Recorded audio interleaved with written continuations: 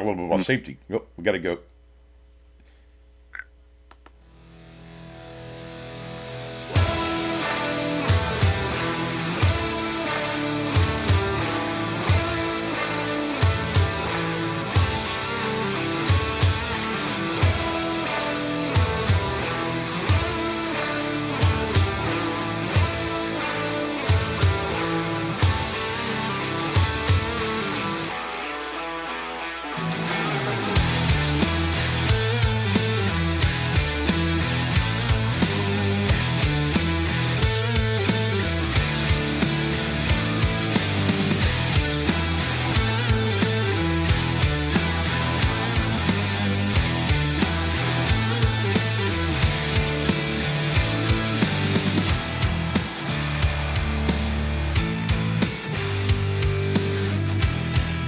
Hello, everyone. Welcome to Coffee with Derek and Craig.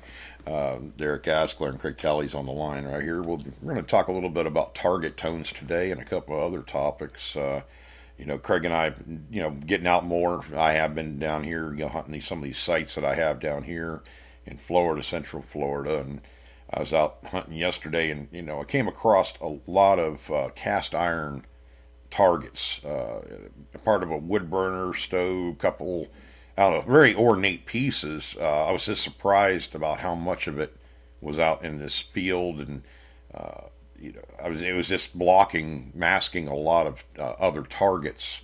And I don't mind digging cast iron because it's kind of ornate and everything. A lot of these wood burners, the feet on them and stuff like that were kind of neat, I think, anyways. And I dug several pieces that were considerable size. I mean, I have one that's probably like a flathead shovel size with the curves on it. It's all kinds of design on it, but I actually have to clean it, Craig, because it's very corroded. It's pretty old.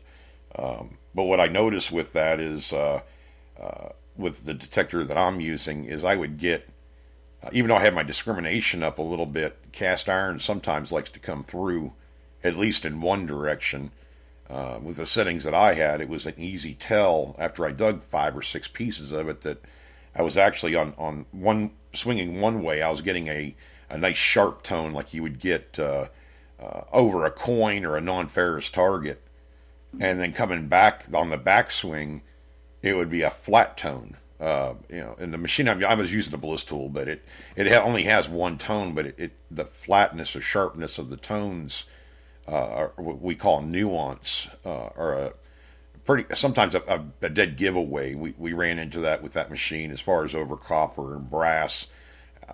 Very noticeable. We can, once you hear it a few times, you pretty much know you're dealing with copper or brass.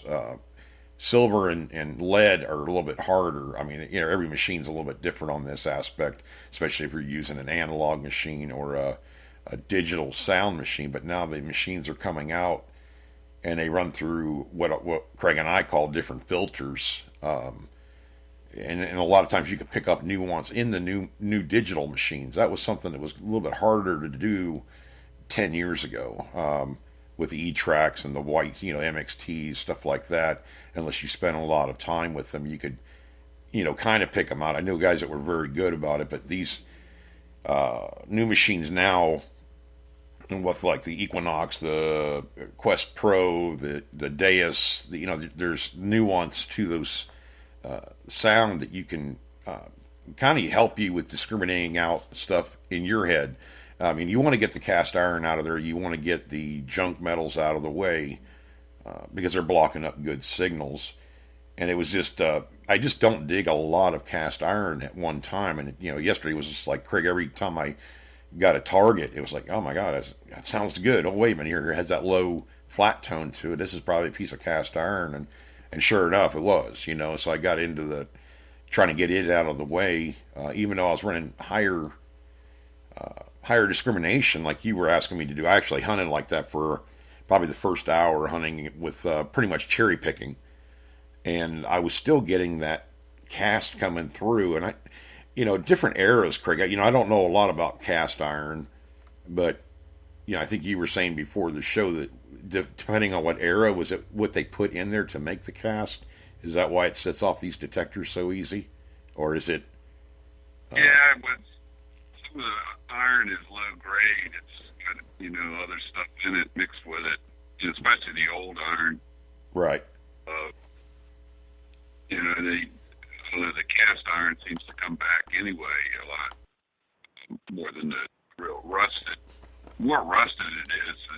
more that didn't seem to be knocked out.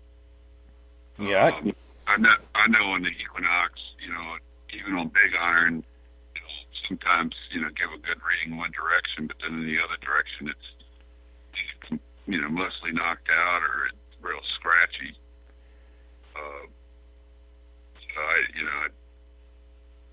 I remember I got a scratchy tone in the yard, I think about a year and a half ago, and I went over it with a Deus, and I was getting this, kind of a high tone in both directions, and I got the blitz out, and I could tell it was iron. It was clipping, but I got about a 6-pound piece of like an iron door, broken door to a stove down about 2 feet deep, maybe 2.5 feet.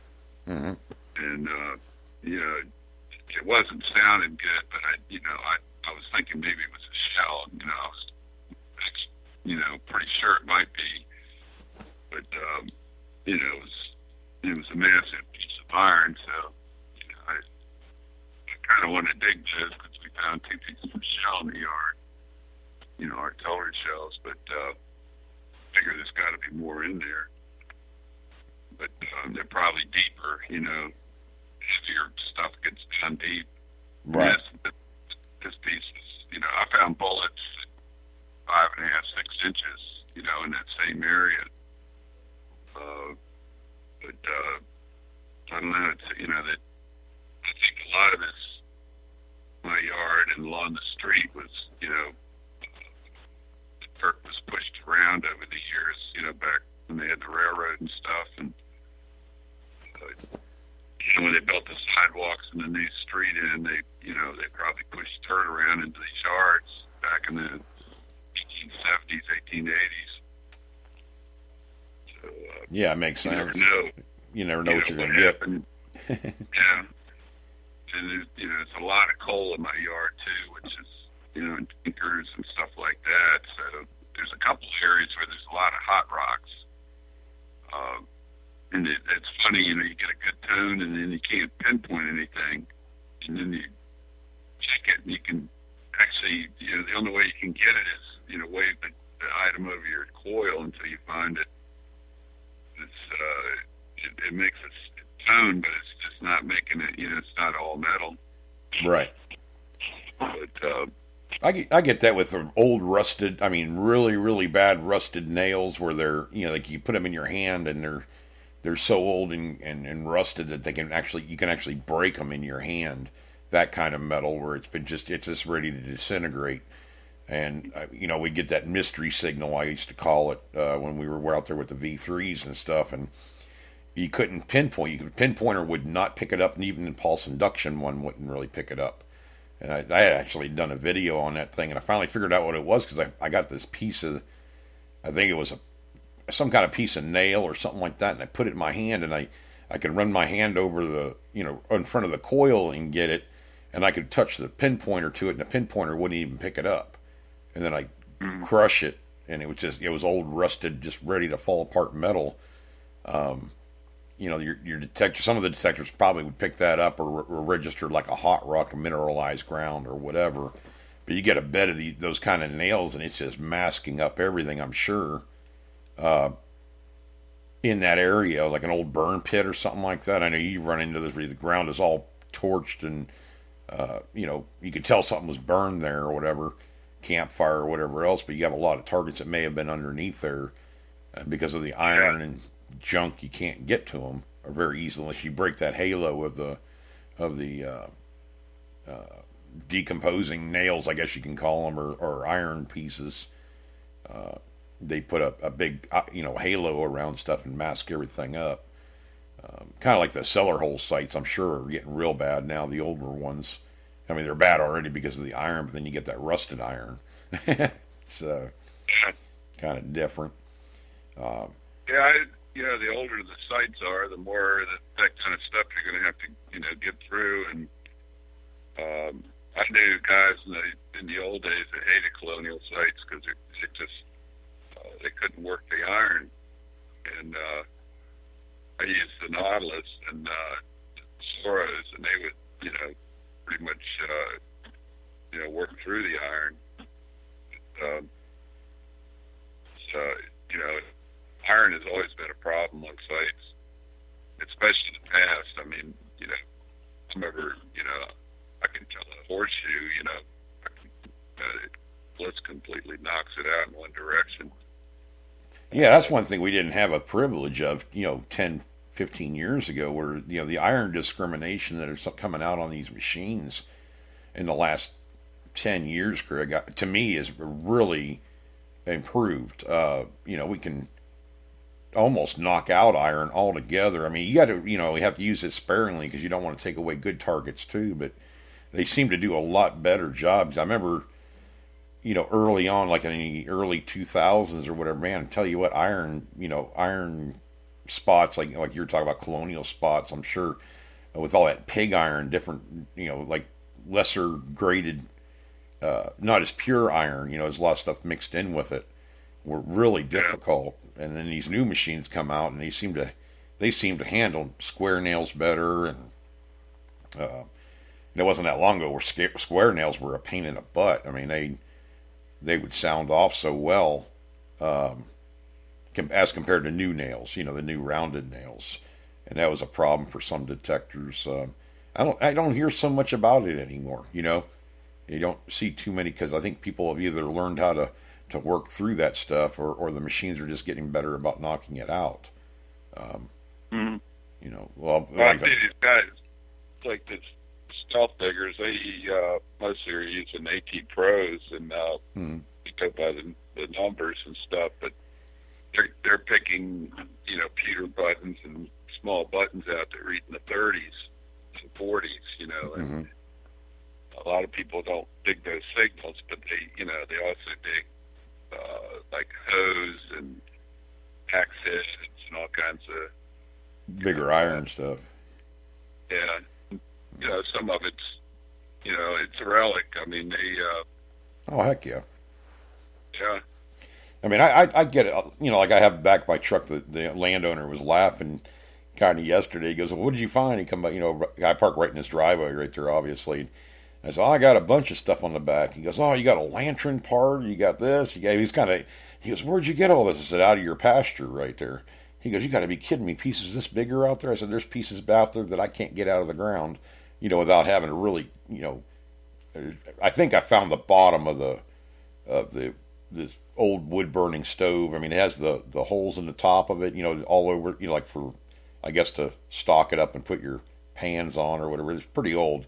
I haven't found a name or anything yet, that's been in one of the pieces where I can kind of date it, a little bit better. But, Craig, I got my shovel under some of this stuff, and I'm bending the fiberglass handle on the shovel handle, and like it's not even budging, and I don't want to put this big crater out there. So I think you got the bottom of the wood burners over here, but then I got a bunch of pieces in here. It was like spread out over probably about 50 feet or so, and it may be more than one. But he was kind of laughing, but he thought it was neat too. I mean, I found a couple pieces that, nothing was really worth a whole lot, to most people, but, they're old relics. And, I found a couple plow, chisel blades, I think, from a plow.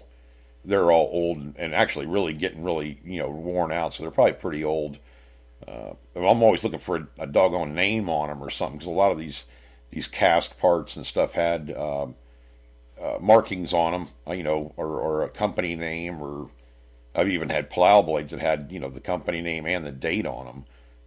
I found one up there at the digging in Virginia event. I think it was like 1890 something or something like that. It was about a 2-foot long plow blade, so which I don't mind digging. But yeah, he was kind of laughing. He goes, "Man, all kinds of stuff in my pasture. You're saving my cows. They're not getting." Tore up with this stuff. I said, well, some of it's real deep, other stuff's laying on top of the ground almost. So, but, I did want to talk a little bit. I saw an article today over on, I think it's Florida Beach Hunting and Metal Detecting Facebook page. And it was, and Craig knows who I'm talking about. This, shoot, what did I say? Craig was Sam White, was it right? I can't remember the I think guy's. so, yeah. Yeah, he was a relic hunter. In the early, I think it was like 2008 or something like that. Uh, you guys use caution, especially if you're new to the hobby, about digging up stuff. You never know what you're going to get out of the ground. A lot of times we get bullets, old bullets that haven't been fired yet, 22 rounds. And depending where you're living at in the world, I mean, sometimes you live in a country that actually has landmines and everything else in it. There's some of these countries that, left over from wars and stuff like that. But, Mr. White, he was a legend in the hobby, and dealt with ordnance, Civil War ordnance, cannonballs, artillery shells, all that stuff. And I guess from what I read in the article, I remember the guy. I just don't, I didn't know.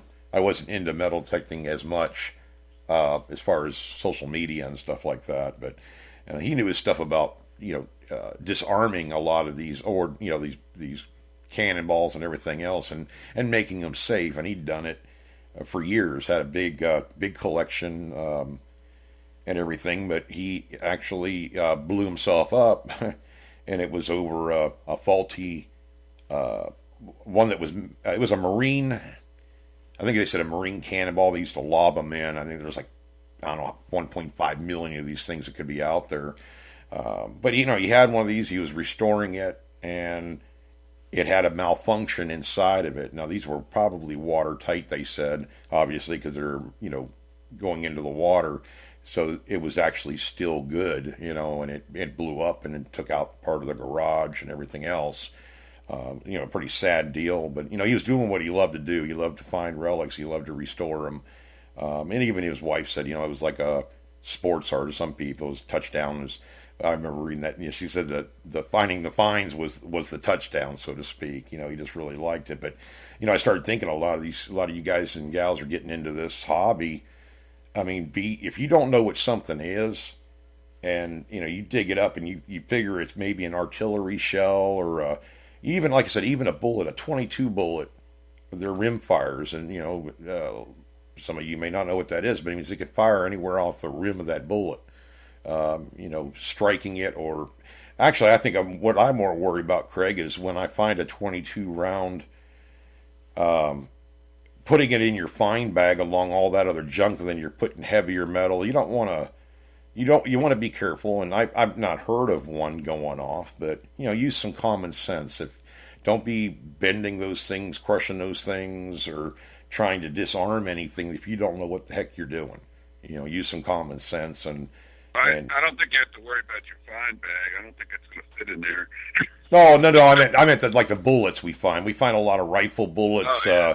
20 more modern stuff, and a lot of them are center fire, which they have a primer in them, and the firing pin has to hit them. But the rim fire bullets, of course, they fire off the rim, anywhere off the rim of the bullet.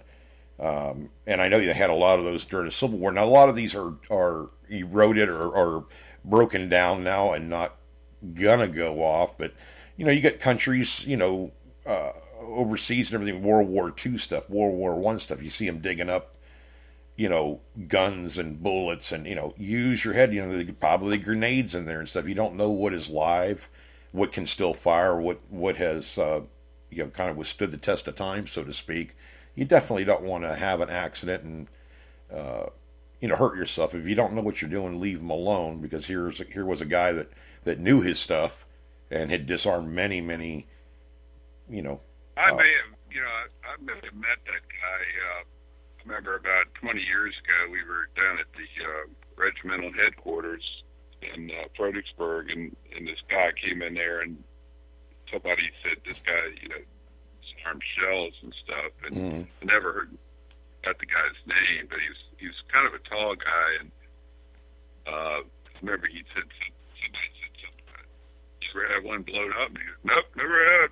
And I was like, it was something about he had a remote drill, and he had sprinklers set up where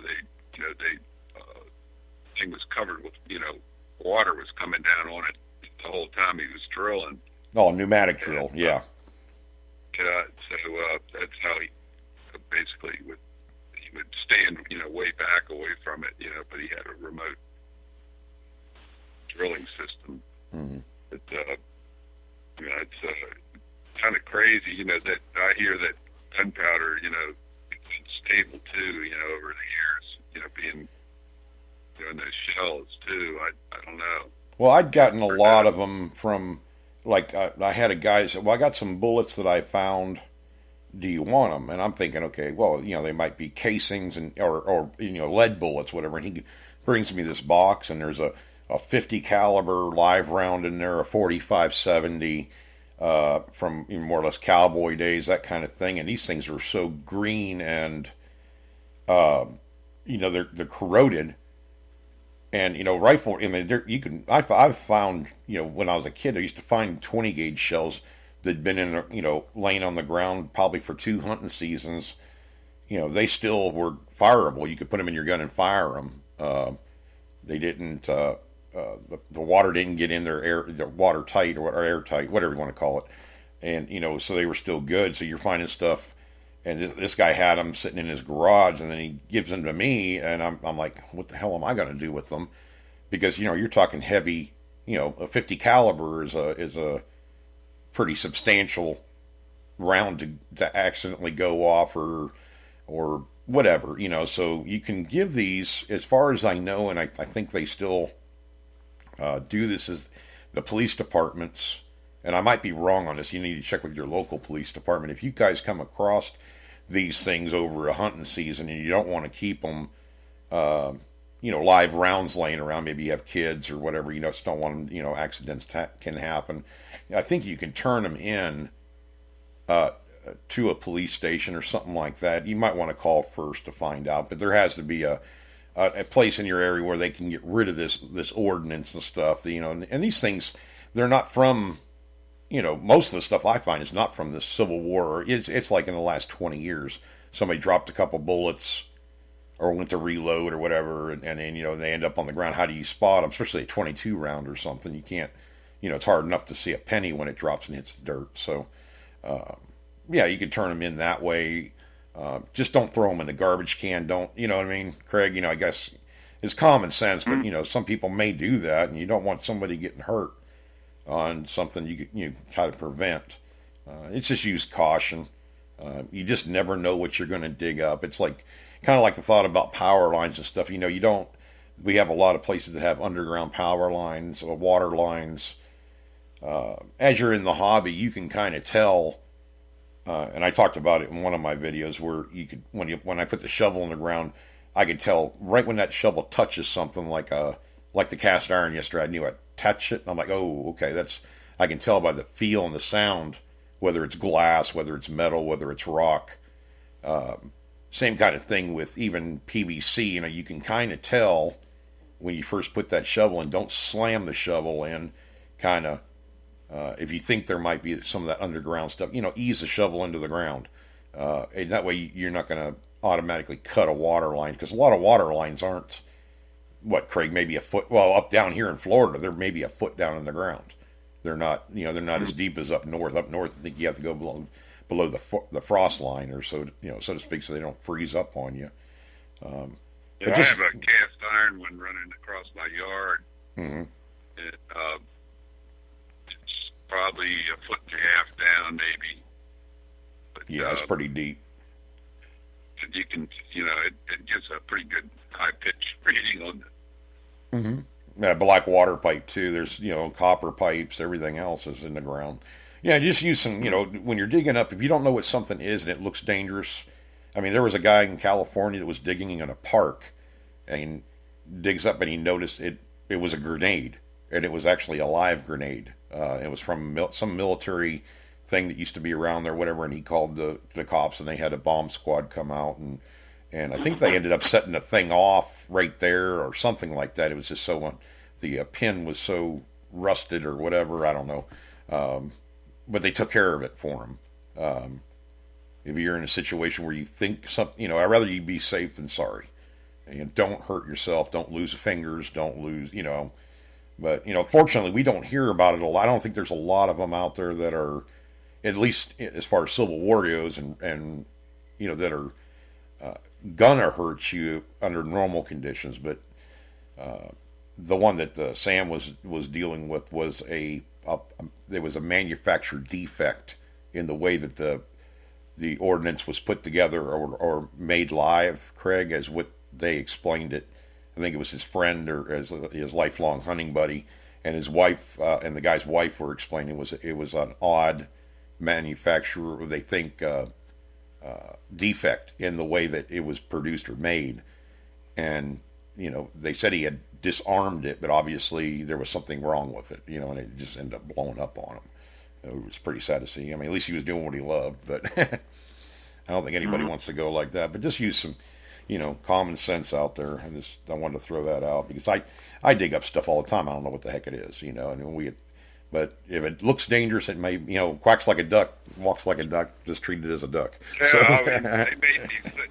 they made these things to kill people, and now they're killing people 150 some years later. Yeah, that's what they were saying in the article. The last one to get, last casualty of the Civil War, really, and you deal with, and we don't think about it over here in the U.S., but over in some of these other countries, they have an epidemic problem. I mean, Vietnam and everything, all these live ordnance, these, landmines and unexploded ordnance from, bombing raids and everything. You just never know what you're going to find in the ground. World War II was all over the place, even on the beaches. I mean, like in Cambodia and stuff, there's hundreds of thousands of mines in the ground. I mean, maybe right. even a million. And I heard a thing where they're using drones now to have a special drone that has a detector head on it, and it can actually pinpoint the mines and give it GPS, so they can go in and know exactly where they are to get rid of them. Right. I mean, we're not talking hundreds or thousands. We're talking millions of these bombs and stuff like that are out there. Unfortunately, and I can't remember if it was during Vietnam era or one of the other wars where that's where Laos, Cambodia, Vietnam, they're just a ton of ordnance in the ground. Well, they couldn't land. Apparently, they couldn't land. The U.S. planes and stuff couldn't land with ordnance on them in certain spots. They had a dump site, so to speak. It was kind of it was wartime, so stuff happens, but they would dump their cargo into a certain area, but a lot of it was unexploded, didn't blow up, and now you have farmers and stuff going out there, kids, and they're trying to clean it up. Most of these are really mines. They're actually mines, but I don't think you have to worry about the bombs so much. Oh no, it's. I watched the documentary. It is a problem still. When they hit the ground, they didn't blow up. They're still in the ground. You go in there and start plowing and disking and whatever they do, and people are still losing limbs and stuff over there, and probably a lot of the other countries too that had wars, civil wars, whatever. I mean, I'm sure, unfortunately, it did happen, and there's no way to find this stuff other than with a metal detector or drones or whatever they're using to, bomb, dogs. I'm sure, bomb sniffing dogs, stuff like that. But it is a problem. So just be careful, kind of thing. Depending what country you're in, your situation. I'm sure. I worry more about the guys that are out there digging up, World War II stuff and World War I stuff, because there was so much probably left. Those vicious battles, and they're doing a lot of good. They're finding a lot of remains and stuff like that, getting them turned over to the proper country, and getting closure for their families and stuff too. So they're doing a really good thing, but they're very careful with the stuff they dig up too, because you don't know what's live, what isn't. Grenades especially would kind of freak me out, because they do, they're designed to kill, so you don't want to be the one that gets killing.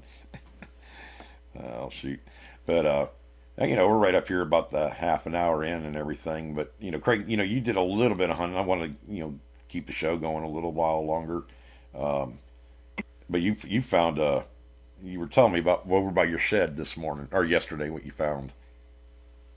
Yeah, I've been trying new programs, and just picking away at the yard, and went out there yesterday, and right in front of my shed, I a whole bunch of stuff, and yeah, the day before I couldn't even get a signal there, and so I went into field one, and put the machine up, and the first swing right in front of it, I got a 20 signal, and I was like, "You gotta be kidding me!"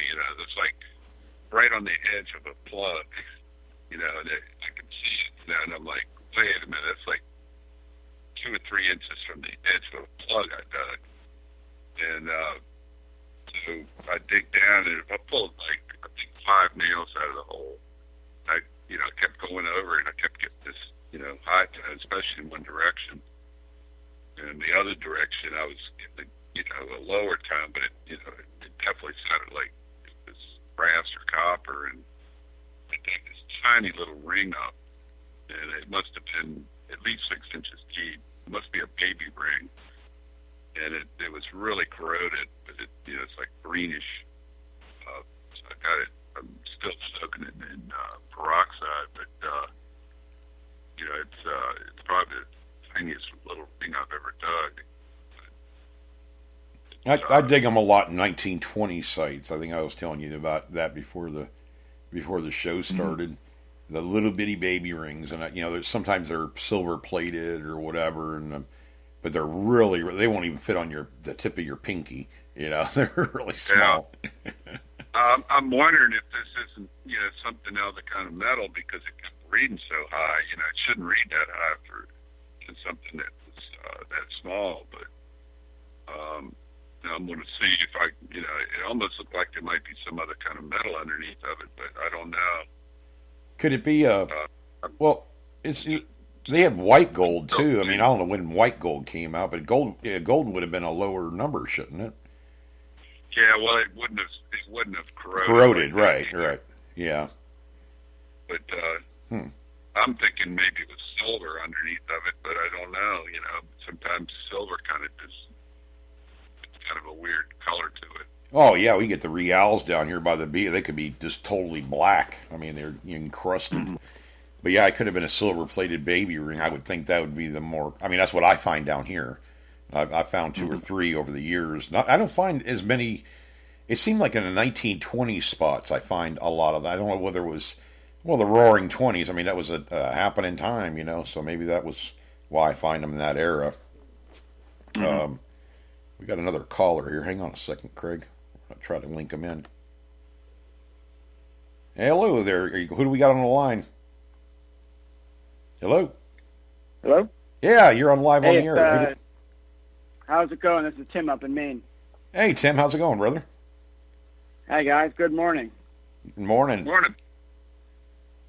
Hey, so I had a question. I was wondering if you could help me out with some depth of detection. Okay. Yeah. So I'm having some trouble. What's that? No, go ahead. Sorry. I seem to have some trouble getting good depth of detection. I'm kind of stuck with the Bliss Tool V6 on. I'm kind of stuck in OR mode, and when I'm in OR mode, I don't seem to be getting good depth of detection, finding deeper targets, even small to medium-sized targets that are, 6 inches or more. And I'm having problems with the gain. Whenever I use the gain above 1 or above, it just kind of, if I hold it up, if I do an air test and I hold it up high off the ground, it's sort of stable. But as soon as I put the coil to the ground, it just beeps like crazy when the gain is at 1 or higher. And it seems like I should be able to use the gain higher than that to get better detection. I was wondering if you had any thoughts on that. Okay, yeah. One of the things, I'm just going to ask you a couple things, is where is your ground balance at? Where about are you running your ground balance? Like 5, 6, or maybe higher? Yeah, right about there. All right. Yeah, right around there. Okay, one of the things you might want to try once you find a spot if I remember right, you have some there's a lot of colonial stuff in your area, right, Tim? The colonial area. Yeah, I don't know what the deal is with the ground, or I don't know if there's something wrong with the detector, and then it's overly sensitive, or if the ground is just so highly mineralized with a lot of rocks. Right, you got a lot of hot rocks. Maybe I'm too close to. Yeah, there's a lot of hot rocks. You're dealing with really harsh power lines. Right, and you have EMI issues. I remember this now. You're dealing with dealing with several different scenarios as far as whatever detector you bring in there may be like that. Some of them handle it better, but yeah, as far as your getting depth with the ore mode, you should be getting. You don't want to worry about the gain so much on the bliss tool. It's more into your threshold, which is also your sensitivity on that machine. What I have told several people when you're dealing with these old colonial sites, number one is turn your ground balance automatically up to about 7.75 on your ground balance, your course. That's course. More of a it's more of a ferrite ground balance. It's going to help you with that highly mineralized, junky kind of ground where you're dealing with a lot of colonial. It's like pig iron. It's not a very pure iron. The Civil War era was a lot more, a lot better when it came to iron. It was a lot more pure.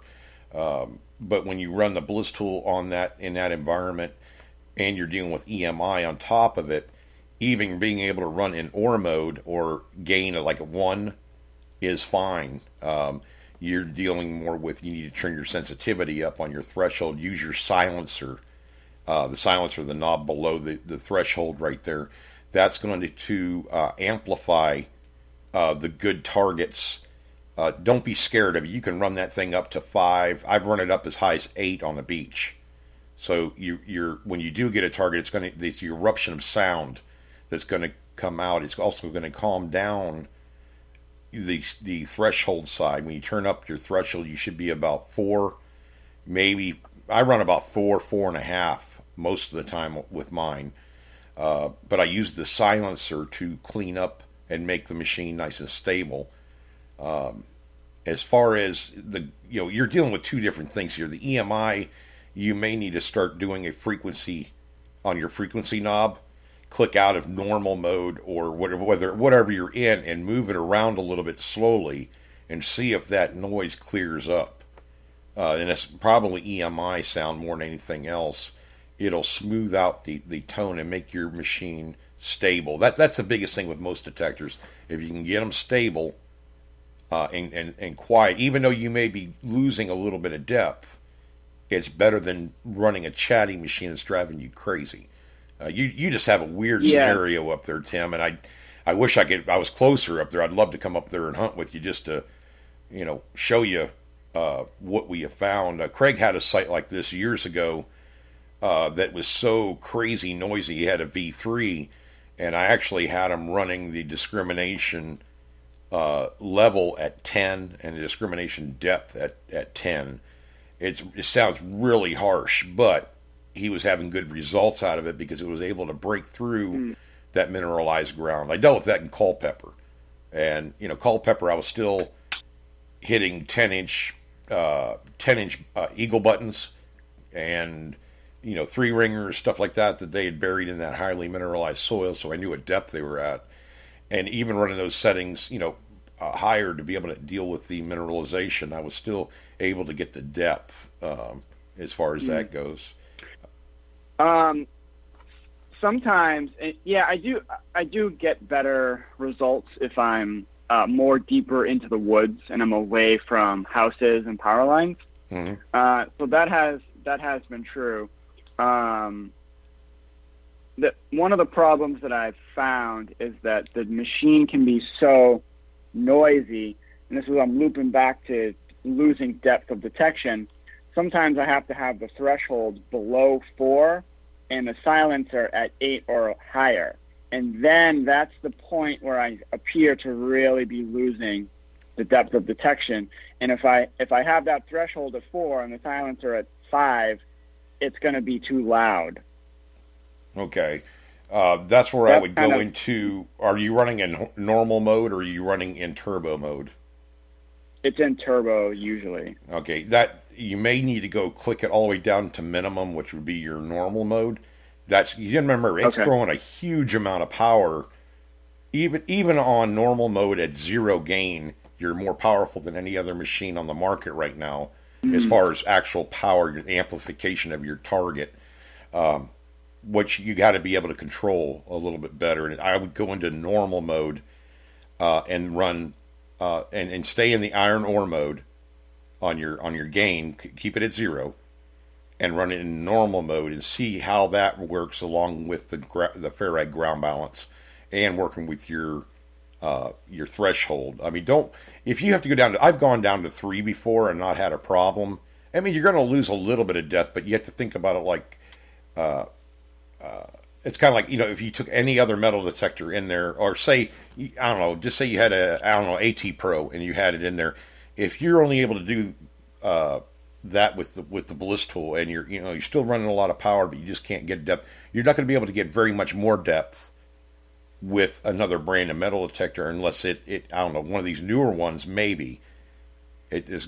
Craig, what do you think? I mean, I think I'm on the right track with him on this, as far as it's not going to, if you only can get so much, you're only going to be able to get so much. Yeah, I run into EMI in my yard and stuff, and I rarely run the gain more than 0.6, maybe between 1 and 0.6 on the gain, and then I go usually around 3.5, 4 on the threshold, and usually have the silencer about 2. I don't think you want to go much over 2 on the silencer usually, but I actually went into the front yard the other day after I'd hunted with the Equinox, and I've gotten coins with I think maybe 1 or 2 coins with the Equinox, and I went back over the same section with these settings with the Bliss tool, and I 2 wheat pennies and a copper penny that were below the depth of what I was digging with the Equinox, 10, 11 inches probably. What size coil are you using, Tim?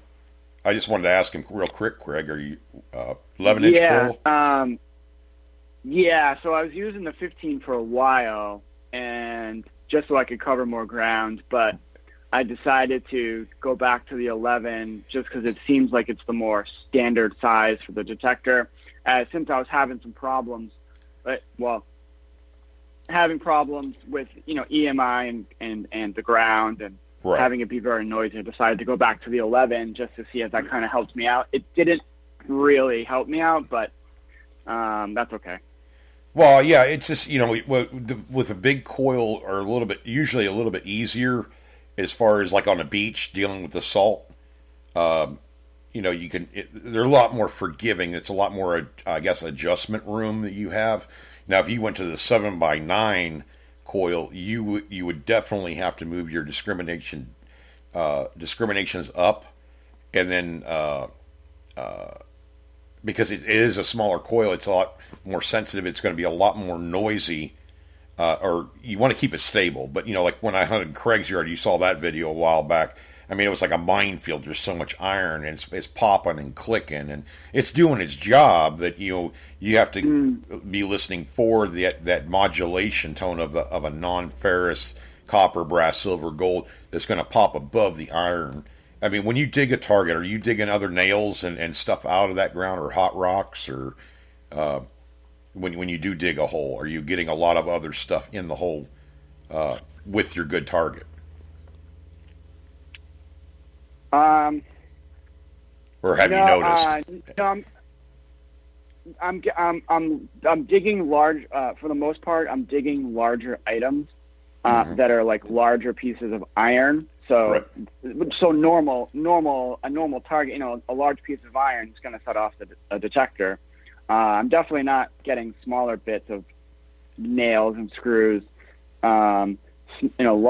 I'm digging mostly larger debris of whether it's iron or brass or copper or other types of larger objects. So I'm basically mostly digging larger objects, and I'm really not finding a lot of smaller objects that are more than a couple inches down. It sounds like you're dealing with 3 situations here. You're dealing with mineralized ground, or a large amount of ground contaminants. You're dealing with a masking situation where, and that's what I'm dealing with down here with all this cast iron I've been digging. It's there all these big targets, whether they are iron or brass or copper, are blocking your view of the smaller coin size items, and you have to get those big things out of the way or get in between them, and to be able to, because they're going to set your detector off if you have any kind of real discrimination set up at all on your machine. It's going to make it noisy because there is so many targets. You're also dealing with EMI on top of that, so you got a really harsh, more advanced sight that you're going to have to use these harsh settings and to get that area cleared out enough so that you can get the good targets that are probably right there next to that big piece of iron or that big piece of brass or copper or lead. I mean, I dig chunks of lead out of the ground that are probably half the size of a building brick. You know what I mean? If you have that sitting there, everything within a foot around it, you're pretty well screwed as far as trying to dig a coin right next to that. I mean, it's just too big of a surface area, and it's a non-ferrous item anyways. So yeah, you're dealing with several different situations. There's one setting you might want to try is put the depth discriminator at 10 and the disc at 10, and hunt, and just hunt like that. You'll pick up nothing but high conductors. And put your toggle into your discrimination toggle in 2. That would help too.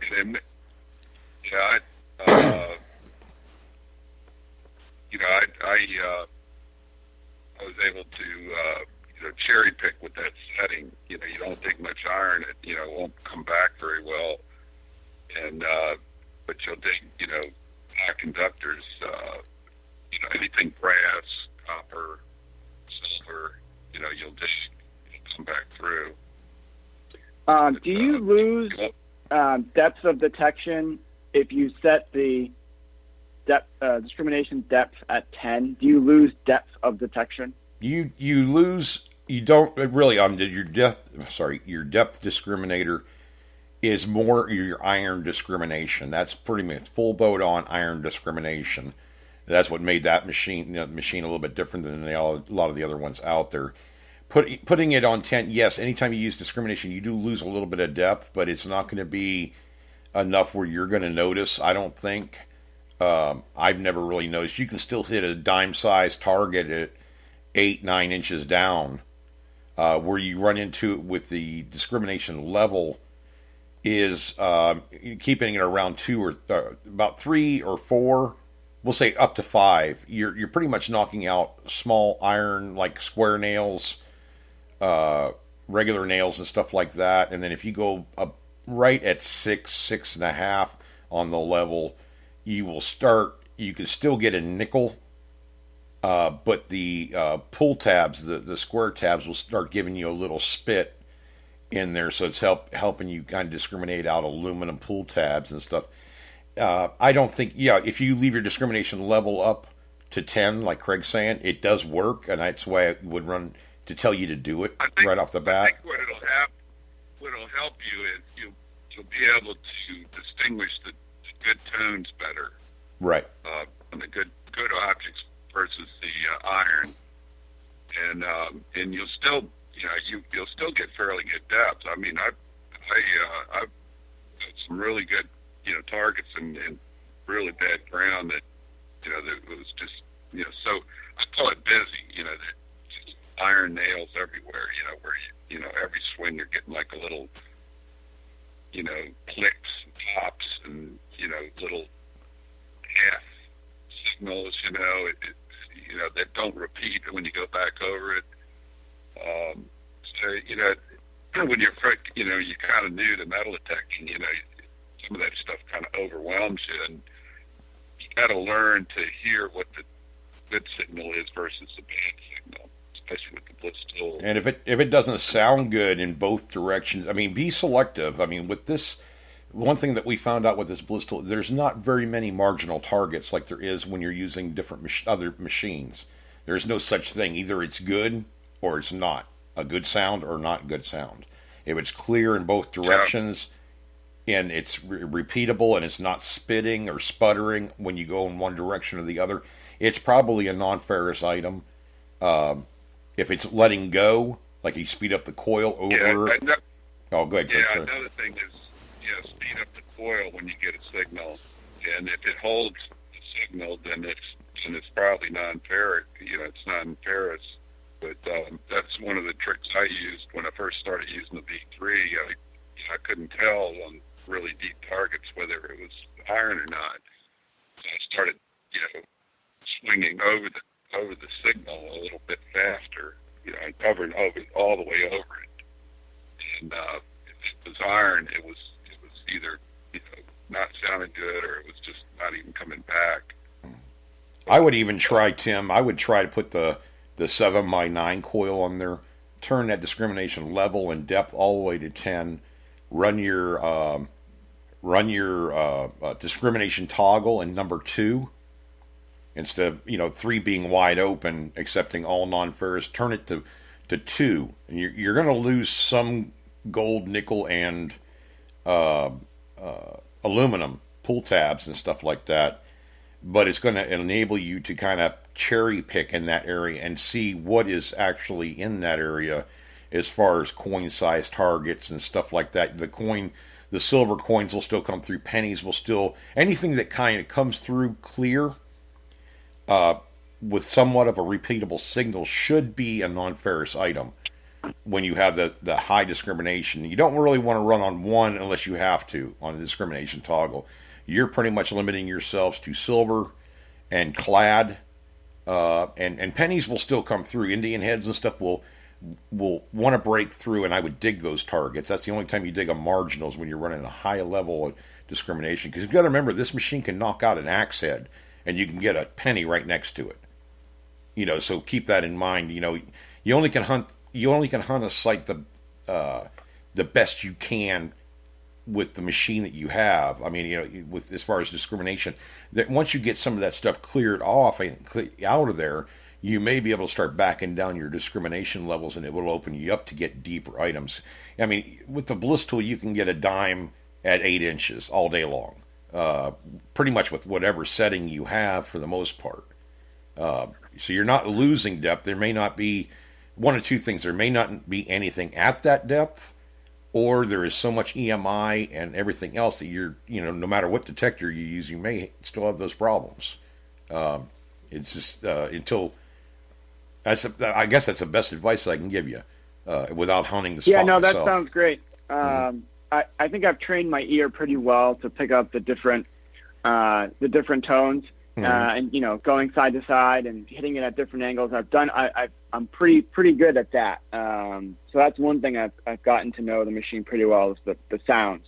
One of the issues that I have again with Maine and hot rocks is when the bliss tool throws a large iron signal or a hot rock, you get that long beep, the beep, right. Beep. And when there's a lot of those objects in an area, all I'm hearing is beep, beep, beep, beep, beep, beep. Yeah, it's constantly, and that really drives me bonkers. Okay, try this. One other thing, you might want to write this down too. Yeah, I'm actually taking notes. Oh, okay. Well, that's good. Okay, that's good. On your ground balance, your main course, what I would do is set my gain at like 0.5. Like right between 0 and 1, obviously. And you're getting out of the iron ore mode that way. And I would set your ground coarsely, your main ground balance knob, to about 8.5. It's almost an iron ore discrimination. And Darren Groves did this, was still able to go right through a hot rock and get a hammered silver coin, like it's about the size of a half dime, through a piece of iron ore. There's not very many machines that can do this, but by turning up your ground balance, you're going to a positive ground balance. It's going to help you with all the ground contaminants and all the mineralization, and even partially the EMI. You can use ground balancing to knock out EMI also. I would try that too. You do that with the 11-inch coil, just to see if you'll notice it if it's quieter. And don't feel bad. You got to use everything in your arsenal to hunt some of these spots. I mean, I deal with trashy areas all the time. It's There's another thing you might try is putting it in manual ground balance. I mean, auto ground balance. Yes. I found that I've been using that with the blitz tool in the yard, and I'm getting depth. It's quieter in the EMI than it is in the regular mode. And make sure you get the right toggle for the auto zone. You remember how to do that, right? Right, yeah, I kind of bounce between the auto and manual ground balance. Trying to find kind of the sweet spot. It's still a little bit tricky. Yeah, you need to go into your auto zones. You put it in automatic ground balance. Turn your discrimination levels to 0. Leave your gain at. I try to leave my gain at 0 when I do this. Pump that coil and move that auto zone toggle to 1, 2, or 3.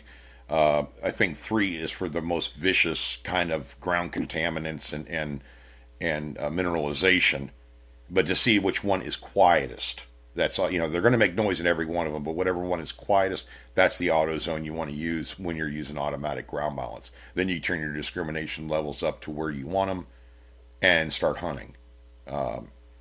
You're kind of giving the machine a head start, so to speak. If you just turn it into auto ground balance and go, you may not be in the right auto zone, which it's not going to allow you to be as stable as you could be.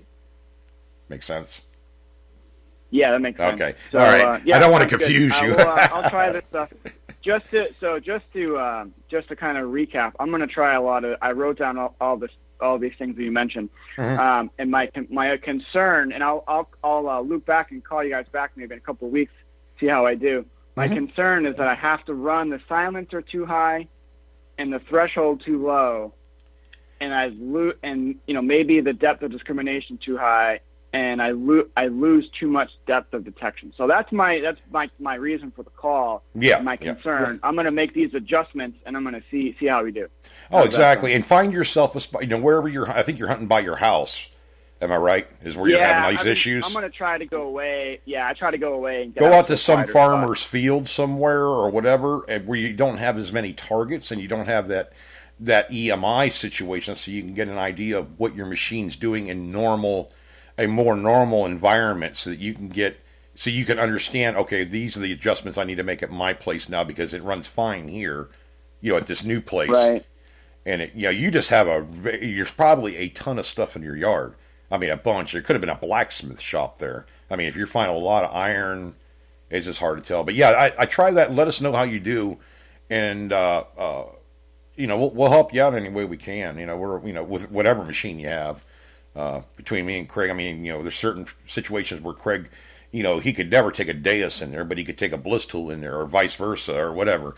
There's certain areas that just mess with metal detectors, and EMI is one of the major culprits.